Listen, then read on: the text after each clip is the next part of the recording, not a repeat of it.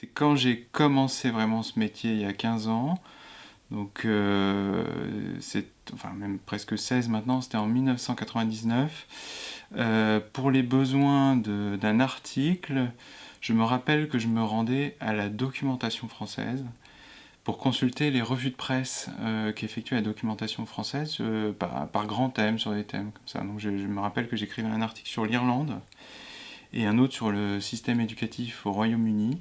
Donc j'étais allé voir ce qu'avait la documentation française sur la question. Il fallait y aller aux horaires d'ouverture, il fallait consulter, demander peut-être même à consulter les dossiers en question. Et puis après, si vous trouviez des coupures de presse qui vous intéressaient, vous deviez les photocopier, donc vous deviez acheter une carte de photocopie, etc. etc. Donc ça a l'air totalement anecdotique, mais ça donne une petite idée du cadre de ce qu'était ce métier à ce moment-là. Donc c'est pas le même rapport au temps, vous voyez, dans la recherche pour les articles, enfin la documentation, c'était un investissement qui était peut-être plus important qu'aujourd'hui en termes de temps pour une masse documentaire qui était forcément moindre. Je vous disais, pour ce papier sur l'Irlande, j'avais trouvé un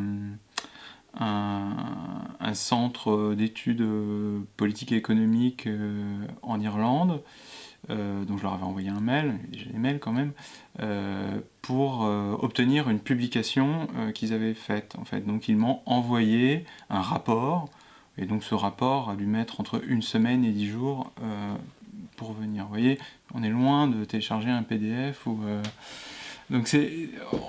Moi-même, j'ai tendance à oublier ça, mais c'était comme ça.